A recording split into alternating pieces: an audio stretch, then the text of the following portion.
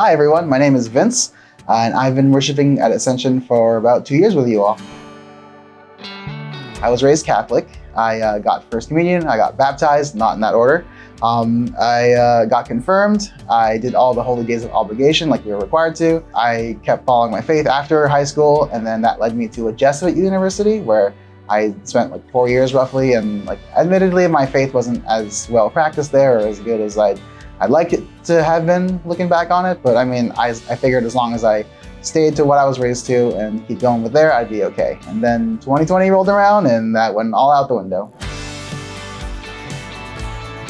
COVID was definitely a very confusing, kind of scary time. So I'm sure we all remember that the lockdown was the name of the game. We all couldn't go out and do anything, which included going to church. And that was kind of the time where I felt the most disconnected from not just the church, but from Jesus Christ. And it was tough. I was just raised to always go to Sunday Mass no matter what. And suddenly I was a fish out of water. I didn't know what to do. And we ended up just kind of getting the Mass on TV. And it was better than nothing. But then, at the end of the day, I definitely felt like I was missing something, and it was tough.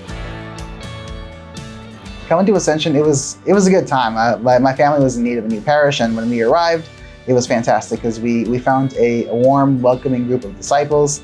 The homilies are great, and people were just very open to new people coming in, and just very, very accepting of us when we came in.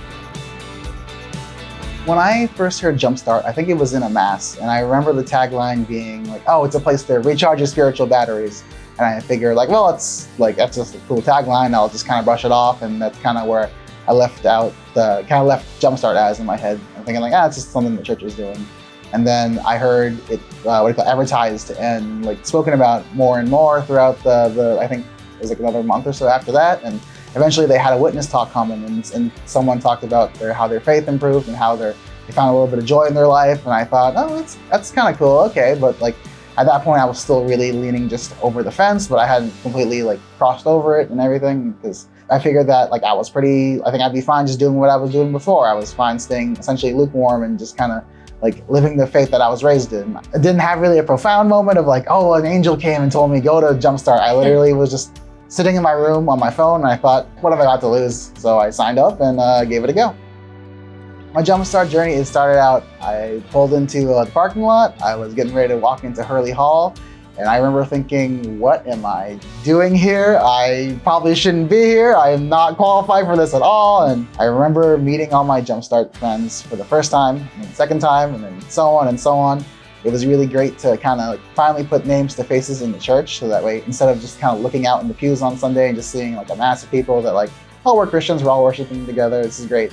I can actually pick out people, I could see my friend Hung and be oh, there's Hung, there's Judy over there. If I see Charlene at Daily Mass, I'm oh, I remember everybody here. And it just kind of it makes the church more familiar to me. It's not just the thing I'm doing on Sunday. I remember meeting my Jumpstart team. They were very welcoming of us. They were very supportive of us. They helped us through making the whole experience comfortable. So someone like me, where I'm kind of shy and I didn't really know what I was doing there, they kind of made me feel a lot more at ease. They kind of gave me a lot of stuff to kind of chew on, and kind of it gave me a beat, and then that beat helped me kind of reevaluate my relationship with God and kind of figure, all right, what do I really want out of this? Do I just want to be a lukewarm Christian, just going to Sunday Mass like I want to, or do I actually want to have a relationship with a living God and actually kind of get to know him a lot better? I remember meeting Father Gerald for the first time, because before that I was just kind of saying hi to him in passing, when Mass wrapped up, and that was good and everything. That was good and all, but then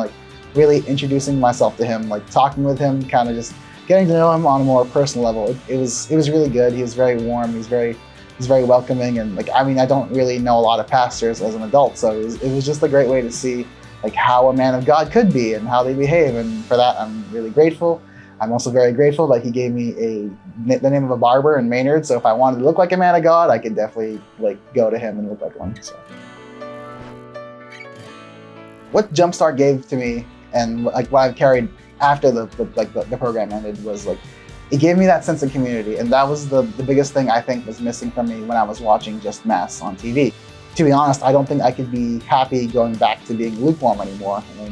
So I kind of prayed on it, see where it led me, and evidently it led me to apply to St. John's Seminary. And I'm happy to say that I will be joining Ryan Henderson at at St. John Seminary, and hopefully we'll both be following in Father Chris's and Father Gerald's steps and serving people in, I think, 8 years was what they said. So yeah, it'll be a while, but God willing, this is what we'll be called to do. Lots of reasons why we couldn't do it. I mean, like I said earlier, like I don't have time, I don't have energy, I'm not holy enough, and I mean that's like those are all valid reasons and everything, but I think at the end of the day, like take those reasons and offer them to Jesus and see where what he does with them. Because I think just being able to give our I don't have times, I don't have energies, I'm not holy enough to him, and seeing what he does with it and seeing how much he can grow it into an amazing faithful lives it's very, like, you really don't have a lot to lose. And Jesus can definitely take what you have and take what you give him, and you can make so much more out of it.